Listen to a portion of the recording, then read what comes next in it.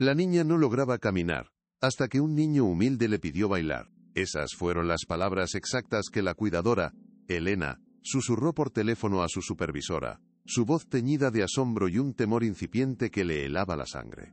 Observaba una escena que desafiaba toda lógica médica y social, un pequeño milagro desplegándose en el exclusivo parque del club privado, un lugar donde la hierba parecía demasiado verde para ser real, y el silencio era una norma impuesta. Allí, rodeada de un lujo que la asfixiaba más que cualquier enfermedad, estaba Sofía Morales, de tan solo 9 años, confinada a una silla de ruedas que se había convertido en su mundo entero, y su prisión personal desde el fatídico accidente. Pasaba los días sumida en un silencio apático, con la mirada perdida en el horizonte, observando cómo otros niños corrían, reían y vivían, completamente ajenos a la burbuja de cristal invisible que la envolvía y la separaba del resto del mundo. Pero entonces, como un rayo de sol inesperado en un día nublado, apareció él. Miguel, un niño de la zona humilde cercana, cuya ropa gastada y sonrisa genuina contrastaban violentamente con el entorno estéril y perfectamente cuidado. Se acercó sin miedo, sin una pizca de la lástima condescendiente que Sofía tanto odiaba. Le extendió una mano pequeña y sucia, y preguntó con una simpleza que desarmaba: ¿bailas? La pregunta flotó en el aire, un desafío directo a la cruel realidad de su condición. Sofía se quedó paralizada, bajó la vista hacia sus piernas inmóviles, dos extrañas que ya no le obedecían. No puedo, susurró con la voz rota. Él no se inmutó, su sonrisa no vaciló. Claro que puedes, respondió con una seguridad inquebrantable. No se baila solo con los pies, se baila con el corazón. En ese instante, Sofía sintió algo que no había sentido en meses. Me ve de verdad, pensó ella, no solo la silla. Fue entonces cuando Miguel sacó de su bolsillo un gastado pañuelo de color azul desvaído, una pequeña Rally Doa, guía de tiempos más felices y sencillos, un tesoro en un mundo de baratijas caras. Era un simple trozo de tela, probablemente sin valor alguno, pero en sus manos se transformó en un objeto mágico, una varita que podía conjurar la alegría de la nada. Lo agitó en el aire con destreza, creando espirales de color que parecían seguir una melodía silenciosa que solo ellos dos podían oír en sus corazones. Se lo ofreció a Sofía, y ella, con dedos temblorosos y una esperanza que creía muerta, lo tomó con delicadeza. La tela era suave, casi etérea, y estaba impregnada de un olor a libertad, a césped y a sol, un aroma que apenas recordaba de una vida anterior. Miguel tomó el otro extremo de la tela y comenzó a guiarla en un baile inmóvil, un ballet de almas que trascendía las limitaciones físicas. Sus brazos se movían con una gracia inesperada, y los de ella, al principio tímidos, comenzaron a seguirlo. Y entonces, ocurrió el milagro. Sofía rió. No fue una sonrisa, fue una risa genuina, sonora, cristalina, que rompió el silencio solemne y opresivo del parque como un millar de cristales de colores. Desde la distancia, oculto tras las lunas tintadas de su sedán de lujo, Ricardo Morales, su padre, observaba la escena. Una punzada helada le recorrió el pecho, una mezcla tóxica de asombro, confusión y un veneno oscuro y antiguo que no podía nombrar: celos. La intervención fue tan rápida como implacable. Recoge sus cosas, nos vamos, ahora. La orden, transmitida por el intercomunicador a la cuidadora, fue un latigazo sónico. El ambiente festivo se evaporó al instante. Mientras se alejaban, los ojos de Sofía y Miguel se encontraron, sellando un pacto secreto en ese breve instante. Si te gusta este tipo de contenido, no te olvides de suscribirte a nuestro canal.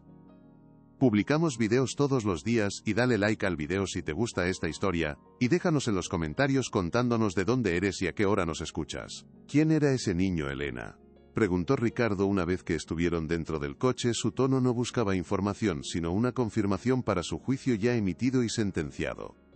El olor a cuero nuevo y ambientador caro llenaba el habitáculo, un contraste asfixiante con el aire de libertad que Sofía acababa de saborear por un instante fugaz. La cuidadora tragó saliva, sintiendo la presión de la mirada de su jefe a través del espejo retrovisor. No lo sé, señor Morales. Solo se acercó a hablar con Sofía. Parecía un niño completamente inofensivo. Ricardo apretó el volante con tanta fuerza que sus nudillos se pusieron blancos. Asegúrese de que no vuelva a suceder. Las distracciones de este tipo son inaceptables. El mensaje era cristalino como el diamante. El mundo exterior era una contaminación, una amenaza para el plan perfecto que había trazado para la recuperación de su hija. Sofía escuchaba en silencio desde el asiento trasero, su pequeño corazón latiendo con una furia que Timia no sabía que poseía. No era una distracción, papá, dijo en voz baja, pero con una firmeza que la sorprendió incluso a ella misma. Era mi amigo.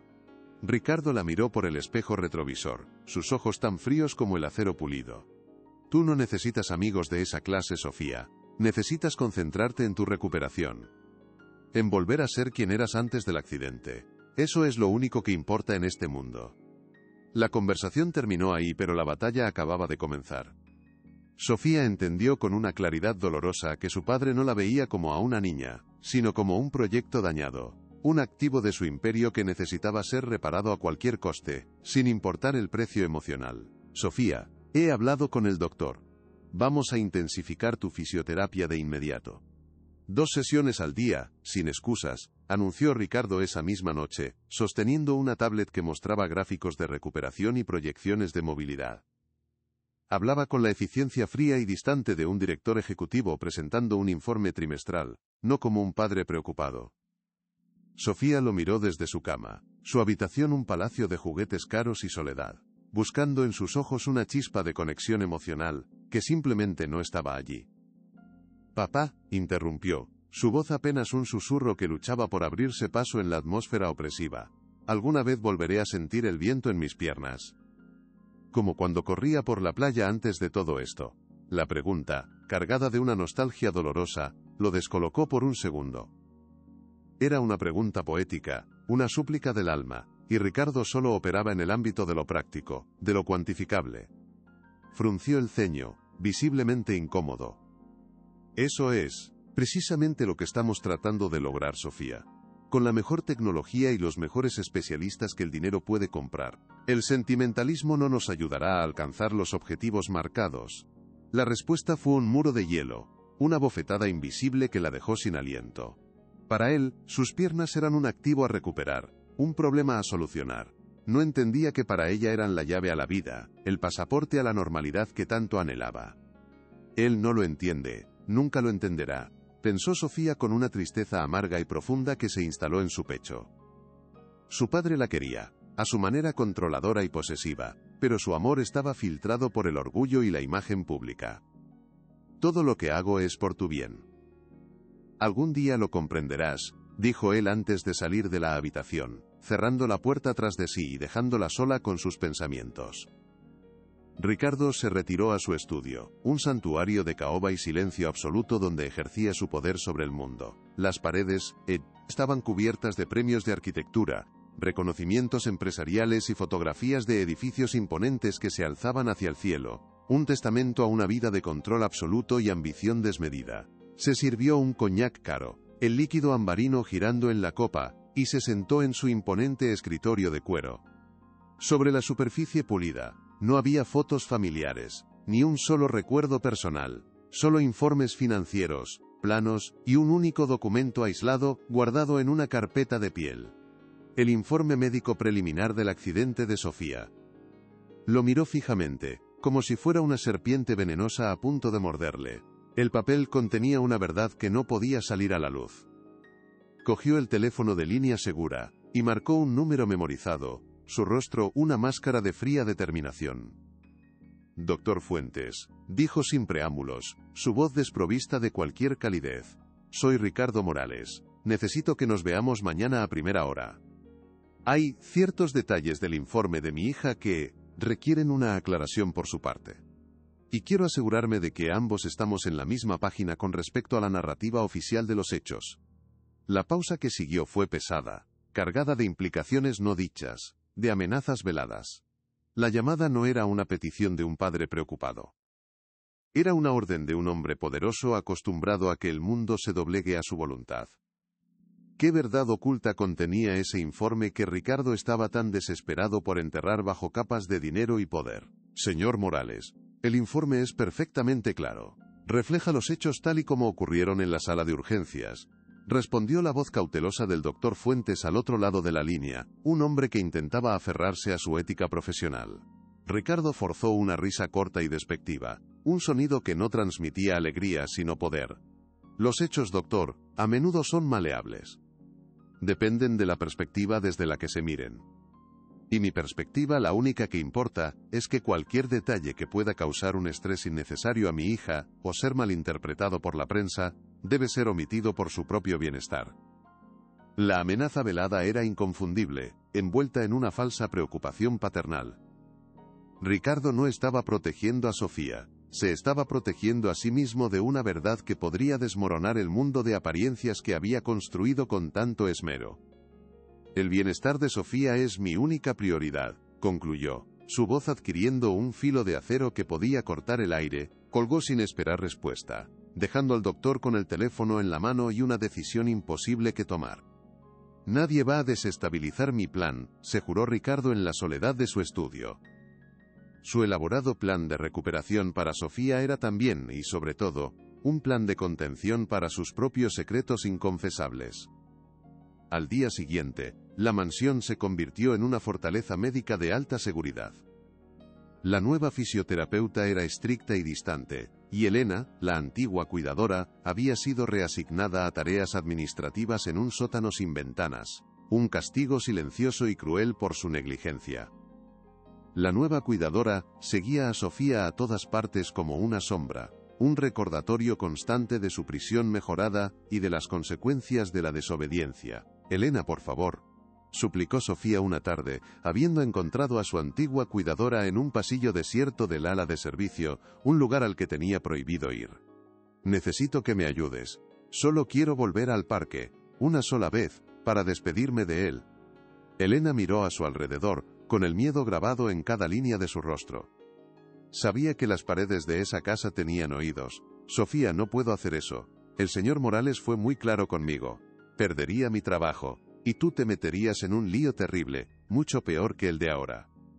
La desesperación en los ojos de la niña era desgarradora, una súplica silenciosa que iba más allá de las palabras. Es que no lo entiendes, Elena. Allí, por un momento, me olvidé de la silla. Me sentí normal. La palabra normal golpeó a Elena con la fuerza de un martillo.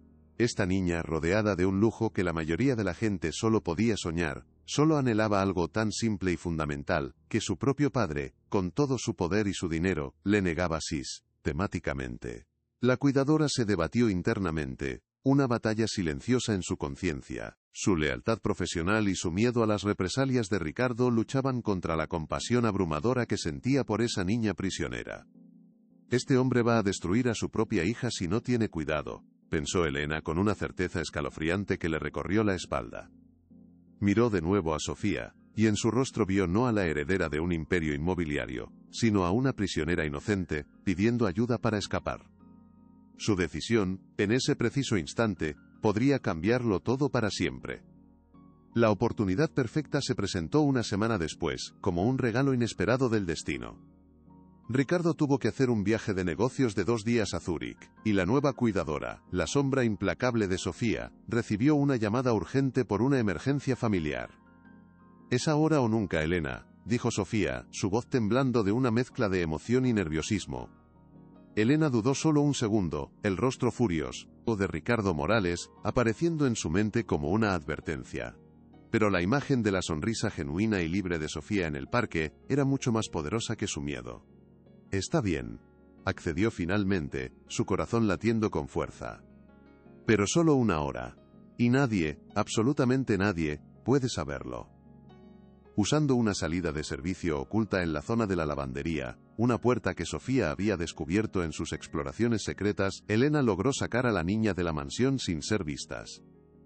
El aire fresco de la tarde le pareció a Sofía el más dulce de los perfumes. Y entonces, a lo lejos, lo vio. Miguel estaba sentado solo junto al estanque, lanzando piedras al agua.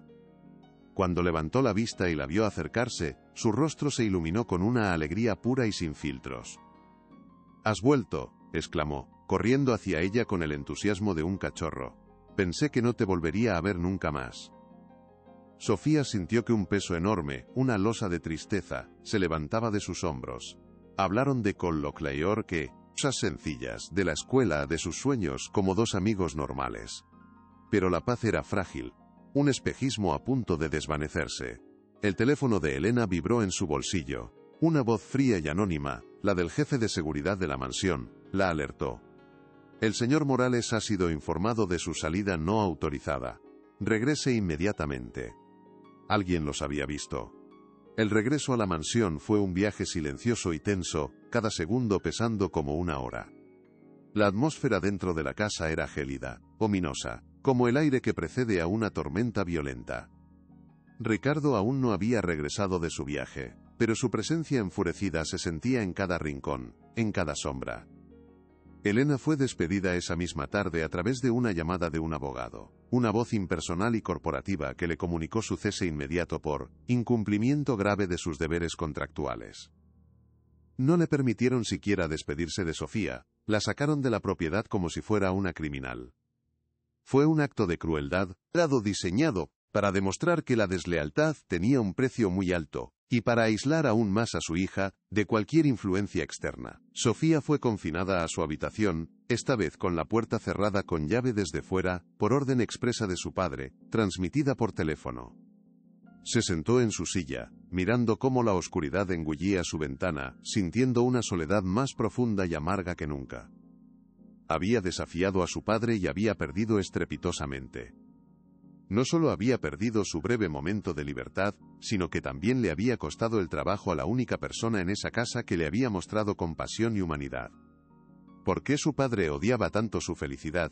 La pregunta resonaba en el silencio opresivo de su jaula de oro. Cuando Ricardo llegó esa noche, no gritó. Su ira era mucho peor, fría, silenciosa y cortante. Entró en la habitación de Sofía sin llamar, y se quedó de pie frente a ella, su imponente figura proyectando una larga sombra que parecía devorarla. «Me has desobedecido. Has abusado de mi confianza de la manera más humillante posible», dijo, cada palabra afilada como un trozo de cristal roto, pronunciada con una calma aterradora. Sofía levantó la barbilla, las lágrimas pugnando por salir de sus ojos, pero se negó a darle esa satisfacción, no le mostraría su debilidad. «Tú no entiendes nada de nada», replicó, su voz temblando pero firme, encontrando una fuerza que no sabía que tenía. «Él es mi amigo. Es la única persona en todo el mundo que me hace sentir que no estoy rota». La palabra rota pareció golpear a Ricardo. Una punzada visible en su mandíbula apretada, pero su expresión se endureció aún más, volviéndose impenetrable. «Ese niño no es de nuestro mundo, Sofía, olvídalo, es una fantasía, peligrosa y se ha terminado en este preciso instante. No volverás a verlo, jamás». Sus palabras no eran una advertencia, eran una sentencia final, inapelable, dictada por un juez y un verdugo. En ese momento, la brecha que los separaba se convirtió en un abismo insondable, un cañón de incomprensión y dolor. Algo estaba a punto de romperse. Y no sería la voluntad de Sofía. «No es una fantasía, es lo más real que he tenido en meses», insistió Sofía, su voz ganando fuerza a cada sílaba, alimentada por la injusticia. «Lo que es una fantasía es esta casa, pretender que todo está bien cuando no lo está, pretender que soy un proyecto de ingeniería y no tu hija». Ricardo dio un paso adelante, su rostro una máscara de furia controlada, sus ojos brillando con una intensidad peligrosa. «Deja de soñar con tonterías, Sofía», siseó, su voz baja y amenazante, una serpiente enroscándose alrededor de ella. «Tu única meta es tu recuperación médica, seguir el plan que he diseñado para ti, obedecer mis instrucciones, no este circo emocional con un niño de la calle». La palabra circo fue un golpe bajo, una humillación deliberada y cruel que reducía su conexión pura y genuina con Miguel a un espectáculo ridículo y de mal gusto. En ese momento, Sofía vio con una claridad aterradora que su padre nunca cedería, que nunca entendería. Su visión del mundo era tan rígida y con acento agudo como el hormigón armado de los edificios que construía. Cualquier emoción que no pudiera controlar, cualquier variable que no encajara en su ecuación, debía ser demolida sin piedad. Él no estaba tratando de protegerla del mundo. Estaba tratando de controlarla para protegerse a sí mismo. Y la amistad de Miguel era una variable que su ecuación no podía resolver. Pero en el corazón de Sofía, esa variable era la única respuesta que importaba. El miedo inicial de Sofía dio paso a una determinación silenciosa y fría como el hielo. Su padre podía encerrar su cuerpo en esa habitación, pero no podía entrar en su mente. No podía borrar el recuerdo de una sonrisa genuina, de un baile sin movimiento, de una risa que la había hecho sentir viva. ¿Qué es lo que te da tanto miedo, papá?, se preguntó en la oscuridad de su cuarto, la pregunta flotando en el aire. El miedo de Ricardo era palpable, casi se podía oler. No era solo por su seguridad, era algo más profundo, más oscuro, más personal. Era como si la simple presencia de un niño humilde como Miguel desenterrara algo que Ricardo quería mantener enterrado bajo toneladas de tierra y secretos. Esas preguntas sembraron las primeras semillas de la duda en la mente de Sofía sobre la narrativa oficial de su accidente, una historia que siempre le había parecido incompleta. Mientras tanto, en su estudio, Ricardo ya planeaba su siguiente movimiento, mucho más drástico. Las prohibiciones y los castigos no serían suficientes. Tenía que erradicar el problema de raíz, cortarlo como un cirujano extirpa un tumor. Cogió el teléfono y llamó a un investigador privado, un hombre sin escrúpulos que trabajaba para él desde hacía años. «Te necesito para un trabajo», dijo Ricardo, su voz desprovista de cualquier emoción humana. «Hay una familia, un niño llamado Miguel, quiero que encuentres algo. Un escándalo, una deuda, un secreto, algo que pueda usar para que se marchen de la ciudad, para siempre». Sofía, completamente ajena a los siniestros planes de su padre, encontró una pequeña pero poderosa forma de resistencia. Durante sus ahora interminables y agotadoras sesiones de fisioterapia, comenzó a esforzarse de verdad, con una dedicación que sorprendió a su nueva terapeuta. No lo hacía por su padre, ni por cumplir sus objetivos. Lo hacía por ella misma. Cada pequeño progreso, cada músculo que ardía por el esfuerzo, era un acto de desafío silencioso, una victoria personal en una guerra secreta. «Lo hago por mí, para ser más fuerte», se repetía mentalmente una y otra vez, convirtiendo el dolor físico en el combustible para su rebelión. Imaginaba que cada músculo que fortalecía, la acercaba un paso más a la libertad, a un futuro donde ella tomaría sus propias decisiones. La fisioterapeuta notó el cambio radical. «Estás haciendo progresos asombrosos, Sofía. Tu determinación es increíble». Ella solo sonrió, un secreto guardado tras sus labios. Su padre creía que la estaba doblegando con su disciplina de hierro, pero en realidad, sin saberlo, le estaba dando las herramientas para su propia liberación. Ricardo, por su parte, recibió el primer informe del investigador. No había grandes escándalos ni trapos sucios. La familia de Miguel era humilde, trabajadora y honesta. «Sigue buscando», ordenó Ricardo, frustrado por la falta de resultados. «Todo el mundo tiene un punto débil, encuéntralo». Esta falta de una solución fácil y rápida solo alimentó su obsesión, llevándolo a trazar un plan B, mucho más directo y peligroso. Una tarde, mientras la nueva cuidadora la vigilaba con la atención de un halcón, Sofía encontró un lápiz y un trozo de papel en un cajón olvidado. Con movimientos furtivos y rápidos, mientras la mujer miraba su teléfono, empezó a dibujar. No dibujó la mansión opulenta, ni los juguetes caros que la rodeaban. Dibujó un parque, un estanque con patos, y dos figuras diminutas en el centro. Una en una silla de ruedas, la otra de pie, sonriendo con una alegría contagiosa. Y entre ellas, un hilo azul que las conectaba, un hilo que en su imaginación se convertía en un torbellino de libertad y música. Dobló el papel con cuidado, convirtiéndolo en un pequeño cuadrado, y lo escondió debajo del colchón de su cama. Era su secreto más preciado, su mapa del tesoro. Su recordatorio tangible de que, más allá de los muros de esa prisión dorada, existía un mundo donde la amistad no tenía precio, y la alegría no se podía comprar. Ese pequeño y simple dibujo, se convirtió en su manifiesto de resistencia. La obsesión de Ricardo comenzó a afectar sus negocios. Se volvió más irritable, paranoico y autoritario. En una reunión de la junta directiva, despidió a un ejecutivo de alto rango simplemente por cuestionar una de sus decisiones. «O estás conmigo, o estás contra mí». Este absolutismo se había apoderado de toda su vida, personal y profesional. No sabía que, al intentar controlar una pequeña llama de amistad, estaba avivando un incendio que amenazaba con consumir todo su imperio. Una noche, Sofía tuvo una pesadilla tan vívida y aterradora que la sintió en su propia piel, como si estuviera sucediendo de verdad. Estaba de nuevo en el parque, pero esta vez estaba completamente sola. Un silencio antinatural lo envolvía todo.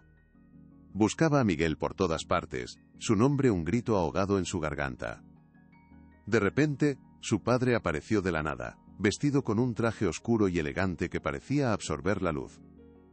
En su mano, sostenía el trozo de tela azul, el símbolo de su felicidad, pero ahora estaba manchado de barro, roto y sucio. Con un gesto lento y deliberado, lo arrojó al estanque y la tela se hundió lentamente, desapareciendo en las aguas turbias. Se ha ido Sofía. Y no volverá nunca, decía su padre, su voz resonando en el silencio como una sentencia de muerte. Se despertó con un grito ahogado, el corazón desbocado, el sudor frío pegándole el pijama a la piel. La pesadilla se sentía demasiado real, una premonición aterradora, de lo que su padre era capaz de hacer para conseguir lo que quería.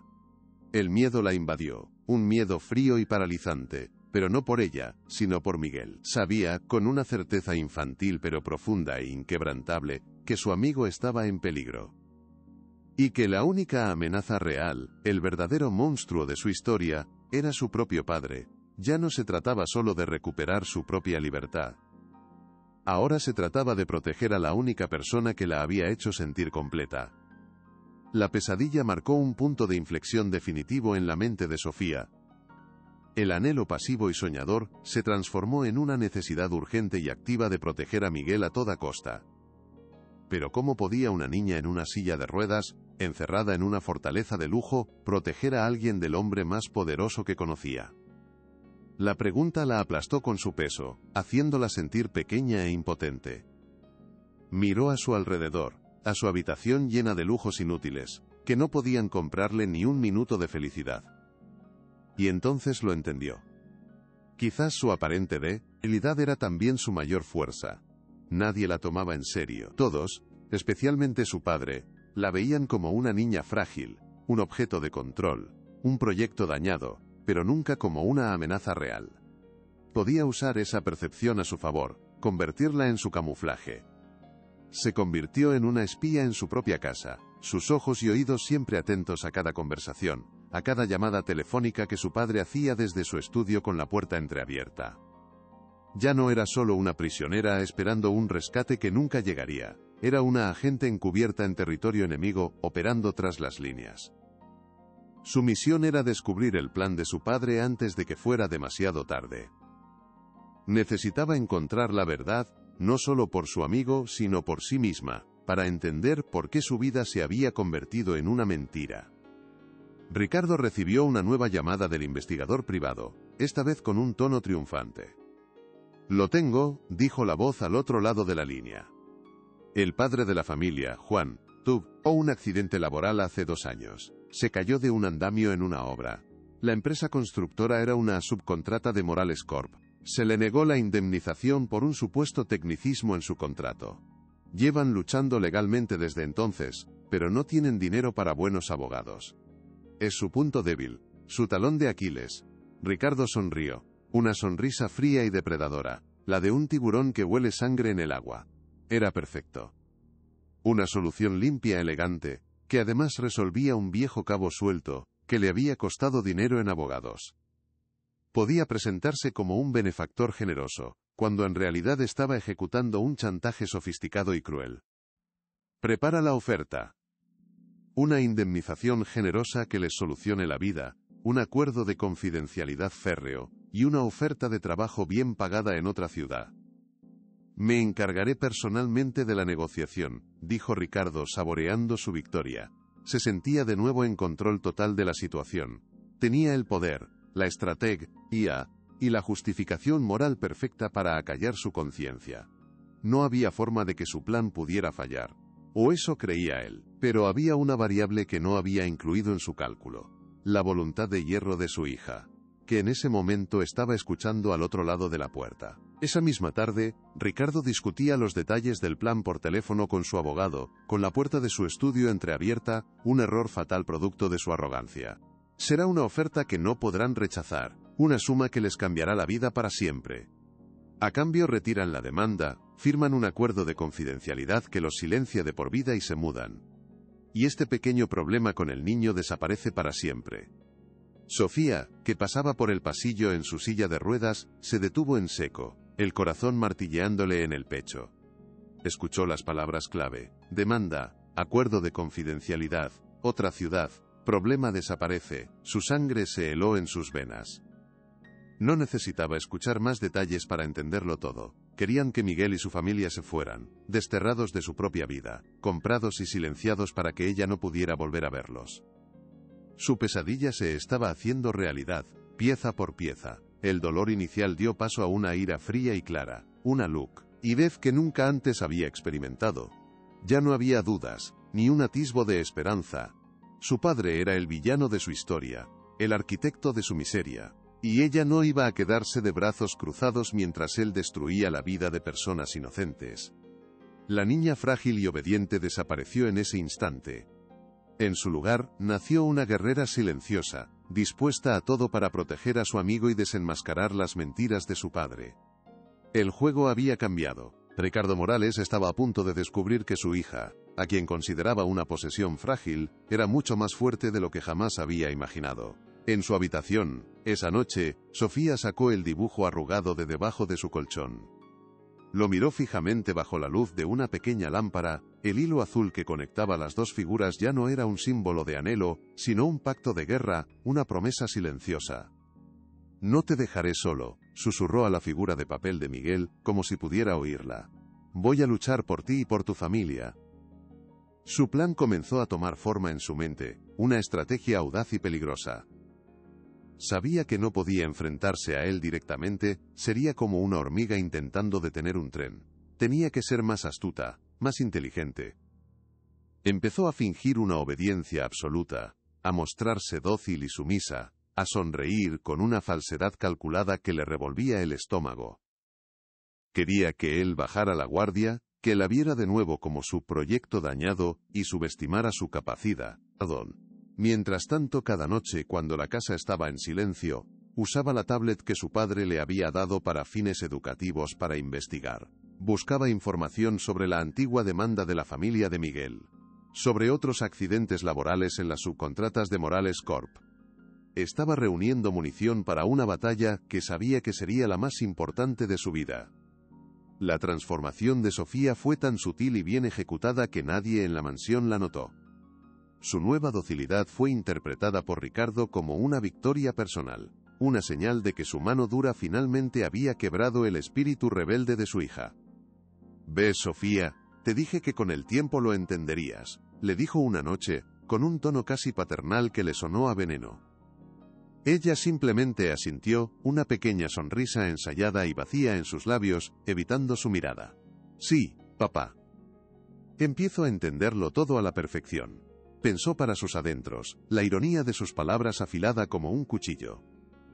Entendía, la crueldad disfrazada de protección, el control disfrazado de amor, y entendía que para ser verdaderamente libre, no bastaba con aprender a caminar de nuevo. Primero, tenía que derribar el imperio de mentiras y secretos que él había construido a su alrededor para protegerse a sí mismo. La niña en la silla de ruedas, la prisionera de la mansión dorada, se estaba convirtiendo en la mayor y más inesperada amenaza para el hombre que creía controlarlo absolutamente todo. La cuenta atrás para la confrontación final había comenzado, y Sofía, armada con un secreto, un dibujo y una determinación de acero, estaba lista para la guerra. Pero ¿cómo podría una niña encontrar la prueba definitiva que necesitaba para exponer a un hombre tan poderoso? La tablet que su padre le había dado era un laberinto digital, una jaula tecnológica. Cada aplicación importante estaba protegida por contraseñas y controles parentales, un sistema diseñado para mantener a Sofía dócil y controlada.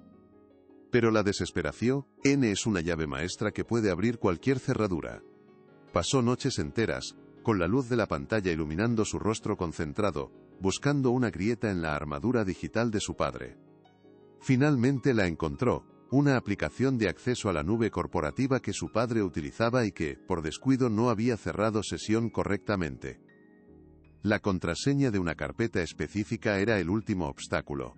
Probó fechas de cumpleaños, aniversarios, nombres de proyectos, todo sin éxito. Justo cuando iba a rendirse, una idea terrible y dolorosa se abrió paso en su mente: el nombre de su madre fallecida, seguido de la fecha del accidente. Con el corazón en un puño y las manos temblorosas, tecleó la combinación. Funcionó. La pantalla se iluminó con el contenido de la carpeta. No puedo rendirme ahora, pensó, sintiendo una mezcla de triunfo y terror. Vio una subcarpeta que no encajaba con el resto. Personal, varios. Dentro, un único documento le heló la sangre: informe/SF/V1/prel, iminar.pdf. Lo abrió. Una sección brillaba como un faro en la oscuridad. Notas de la enfermera de triage. Describía una intervención quirúrgica inmediata con altas probabilidades de recuperación de la movilidad.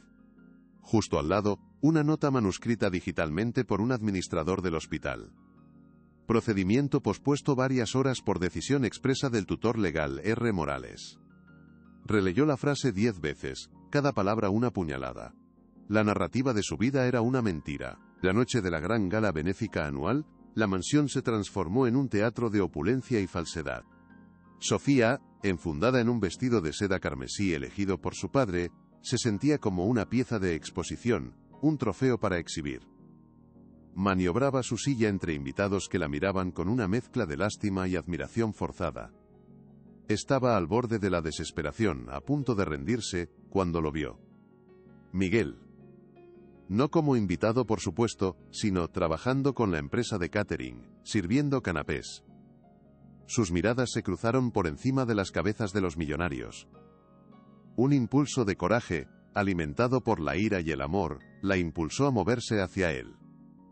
Sofía, susurró Miguel cuando ella llegó a su lado, su voz un ancla en medio de la tormenta. Antes de que ella pudiera hablar, él metió una mano en el bolsillo de su uniforme. Te he traído algo, dijo, y de su mano surgió el viejo pañuelo azul, limpio y cuidadosamente doblado. Se lo tendió, un humilde tesoro en medio de brillo falso. En el instante en que sus dedos iban a rozarse para completar el intercambio, una sombra imponente cayó sobre ellos. Era Ricardo. ¿Qué crees que estás haciendo aquí?, siseó, su voz un susurro venenoso. Pero justo en ese momento, un banquero influyente y su esposa se acercaban a saludar. El rostro de Ricardo se transformó en una fracción de segundo, la furia reemplazada por una sonrisa radiante y encantadora. Alberto, qué alegría verte, exclamó, dándole la espalda a Miguel y a Sofía, girándose por completo y conversando animadamente, como si el niño no existiera. Miguel se quedó con la mano extendida, volviéndose invisible en un acto de aniquilación social silencioso, perfecto y absolutamente devastador. Lo más fuerte está por venir. Quédate hasta el final. La humillación pública fue un golpe devastador, un acto de crueldad calculado. Miguel bajó la mano lentamente, la herida en su rostro más profunda que cualquier golpe físico. Sofía se quedó paralizada, observando la espalda impecablemente trajeada de su padre. Sintió una oleada de odio tan pura y tan intensa que la dejó sin aliento. Le habían arrebatado su cuerpo, su libertad, su voz, y ahora, su padre le arrebataba su única conexión humana de la manera más cruel y pública posible. Algo se rompió dentro de ella en ese instante. La última brasa de afecto filial que pudiera quedar se extinguió para siempre, dejando solo cenizas frías. Regresó a su mesa, su rostro una máscara de calma impasible que ocultaba el huracán que rugía en su interior. Más tarde esa noche su padre subió al escenario para dar un discurso elocuente sobre la compasión, la resiliencia y la importancia de la familia. Cada palabra era una daga envenenada para Sofía. Escuchó los aplausos atronadores del público ignorante y tomó una decisión irrevocable. El lámbado de exponerlo ya no era suficiente. Necesitaba pruebas irrefutables, una confesión directa. No se saldrá con la suya, pensó, su mente fría y calculadora. Voy a grabarlo. Voy a hacer que confiese toda la verdad. Sabía que su padre, eufórico por el éxito de la gala y el dinero recaudado, estaría con la guardia baja, ebrio de poder y arrogancia. Esa misma noche lo confrontaría en su estudio, con preguntas cuidadosamente calculadas, mientras una pequeña grabadora digital oculta en su regazo capturaría cada sílaba de su condena. La Plaza Mayor de Madrid era un torbellino de música vibrante y energía contagiosa. El Festival de Danza Comunitaria estaba en su apogeo, un evento que celebraba la diversidad y la inclusión. En un rincón, detrás del enorme escenario, el aire estaba cargado de una tensión casi eléctrica. Sofía, sentada en su silla, ajustaba un pequeño micrófono oculto en su vestido. A su lado, Miguel le ofrecía una botella de agua, su rostro una mezcla de preocupación y lealtad inquebrantable. «Todo saldrá bien», susurró él, aunque sus propias manos temblaban. Desde una zona VIP acordonada, Ricardo Morales los observaba, no con la ansiedad de un padre orgulloso, sino con la fría satisfacción de un director que ve cómo su obra maestra se desarrolla según lo previsto. Para él, esta actuación era la culminación de su plan de relaciones públicas, la presentación pública de su hija, recuperada, gracias a su esfuerzo y dedicación. No tenía la menor idea de que el escenario que había elegido para su triunfo mediático estaba a punto de convertirse en el tribunal público de su propia condena. «Es mi última oportunidad, no puedo fallar», pensó Sofía, sintiendo el peso de la grabadora de voz oculta en un bolsillo de su silla. Había contactado en secreto al doctor Fuentes y a su abuela paterna, doña Elena, una mujer de carácter fuerte a la que su hijo había marginado, guiándoles la grabación de la confesión de Ricardo. El riesgo era inmenso. Si algo salía mal, las consecuencias serían inimaginables para todos. El presentador del festival, con una sonrisa deslumbrante, anunció su nombre con gran fanfarria. Y ahora, un momento muy especial que nos tocará el corazón. Recibamos con un fuerte aplauso a la joven y valiente Sofía Morales, y a su amigo, Miguel. El corazón de Sofía dio un vuelco, amenazando con salírsele del pecho. Miguel le apretó la mano con fuerza y empujó su silla hacia la rampa que daba al centro del escenario. Las luces la cegaron por un instante. Vio un mar de rostros anónimos y entre ellos en primera fila, el de su padre, aplaudiendo con una sonrisa de suficiencia que le revolvió el estómago. La música comenzó a sonar, una melodía suave y melancólica. Miguel empezó a moverse a su alrededor, una danza fluida y expresiva.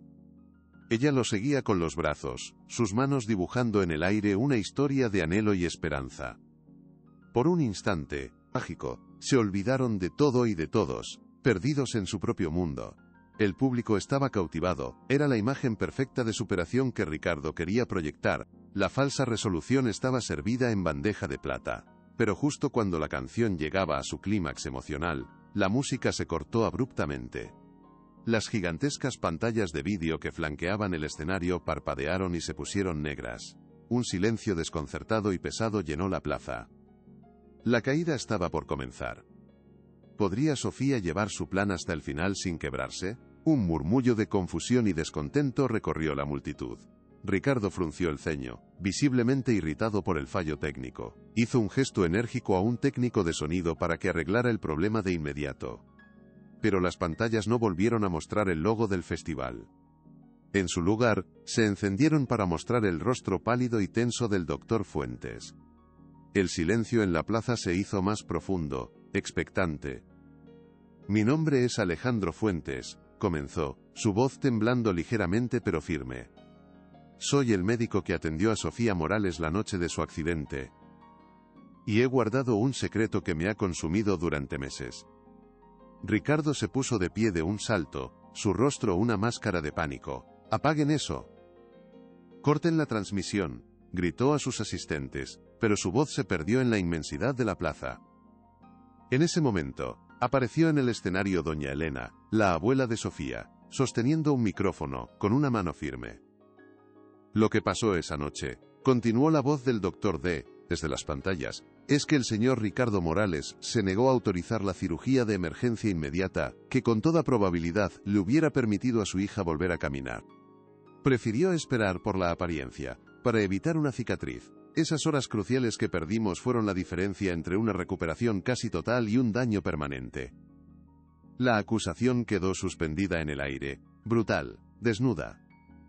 En las pantallas gigantes, junto al rostro del doctor, apareció una imagen ampliada del informe médico preliminar, con la línea crucial sobre la decisión del tutor legal resaltada en un rojo sangre. La prueba era visual, innegable, proyectada para que miles de personas la vieran. Ricardo intentó correr hacia el escenario para detener aquello, pero dos discretos agentes de seguridad contratados por su propia madre lo interceptaron con calma. Estaba atrapado, expuesto bajo los focos que él mismo había dispuesto para su glorificación. Pero eso no es todo, dijo la voz potente de doña Elena desde el escenario, su mirada fija en su hijo. Cuando el doctor Fuentes intentó decir la verdad, mi hijo, Ricardo, intentó comprar su silencio y destruir su carrera. De repente, un nuevo sonido llenó la plaza, esta vez no era la voz del doctor, sino la del propio Ricardo Morales, fría, calculadora y arrogante, saliendo de los altavoces con una claridad aterradora. Una indemnización generosa, un acuerdo de confidencialidad y una oferta de trabajo en otra ciudad. Este problema desaparece para siempre. Era la grabación de la llamada con su abogado, la prueba definitiva de su encubrimiento y su falta de escrúpulos. El silencio que siguió fue absoluto, total. Miles de personas acababan de ser testigos de la podredumbre moral que se escondía bajo una capa de filantropía y poder. ¿Por qué Ricardo? ¿Por qué tanto orgullo?, preguntó doña Elena, no al público, sino a su propio hijo, que la miraba con los ojos desorbitados, completamente derrotado. En el centro del escenario, en medio del caos y la revelación, Sofía no miraba a su padre, miraba a Miguel. Vio el miedo y la confusión en sus ojos y, en ese momento, todo su propio miedo se disipó, reemplazado por una calma absoluta. Bajó la vista hacia su muñeca. Allí, atado con un nudo firme, estaba el viejo y gastado pañuelo azul que Miguel le había intentado dar en la gala. Era un simple trozo de tela, pero para ella lo era todo. Era el símbolo de su primera risa en meses, de su primera conexión real y desinteresada. Era un recordatorio tangible de que su valor no residía en sus piernas, sino en su espíritu indomable.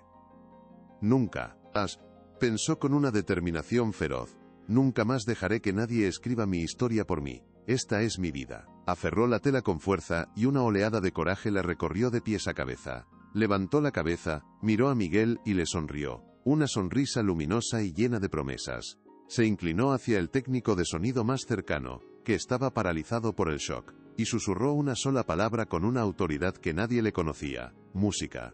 El técnico, como si saliera de un trance, obedeció. La melodía suave volvió a sonar.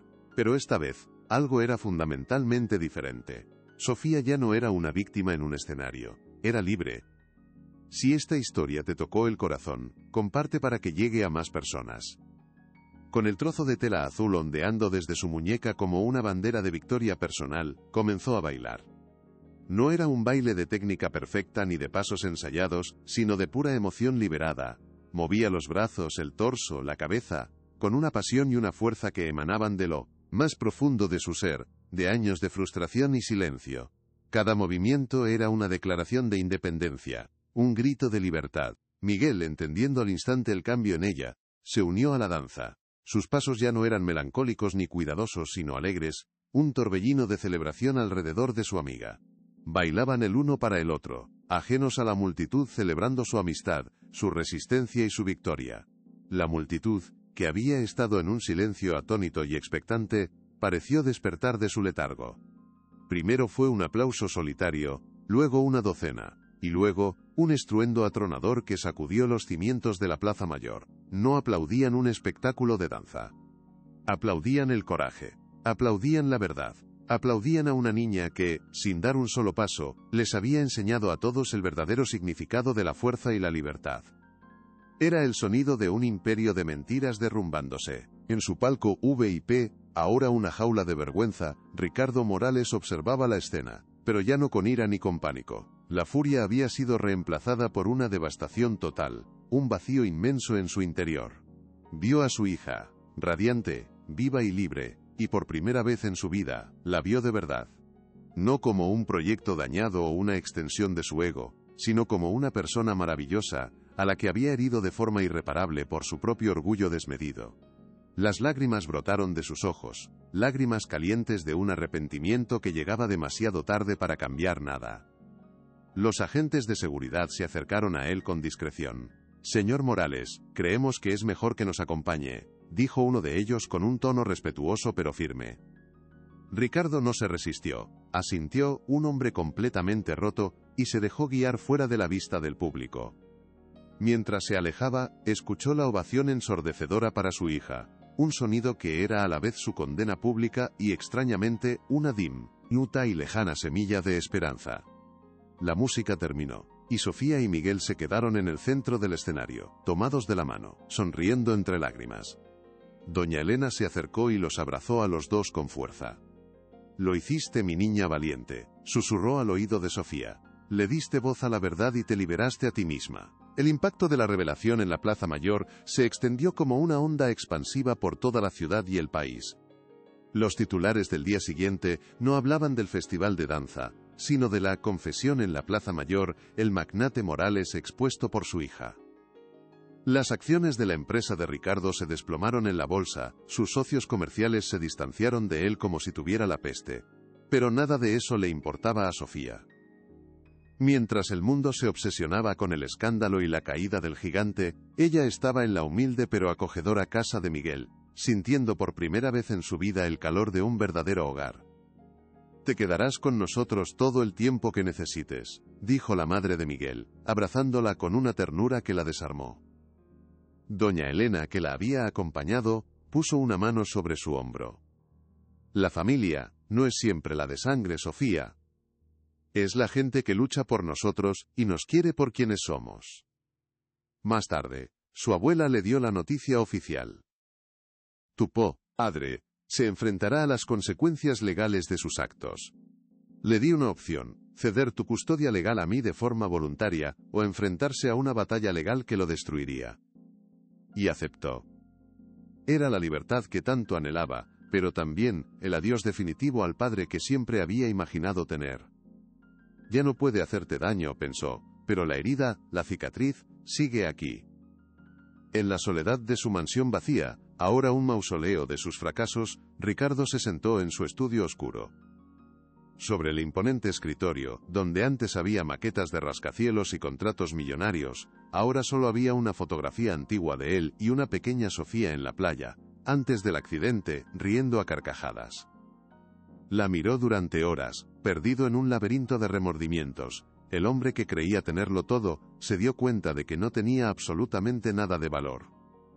Había construido un imperio de hormigón y acero, pero había dejado que su propio corazón se convirtiera en una ruina, un edificio abandonado. En ese momento de devastación total, una idea comenzó a formarse en su mente. No una estrategia para recuperar su poder o su imagen, sino un plan para, quizás, algún día muy lejano, empezar a merecer el perdón. «Voy a venderlo todo», dijo en voz alta al silencio que le respondía. La empresa, las propiedades, los coches, todo. Su imperio era la fuente de su corrupción, la raíz de su orgullo. Tenía que amputarlo para poder sobrevivir espiritualmente. Sabía que el dinero no podía comprar el perdón de su hija, pero quizás, solo quizás, podría usarlo para construir algo bueno en su nombre. Una fundación dedicada a ayudar a otros niños, a los que hombres como él, les habían fallado. Un día, varias semanas después, Sofía recibió una carta con un matasellos de un pueblo costero desconocido. Reconoció la caligrafía elegante y firme de su padre.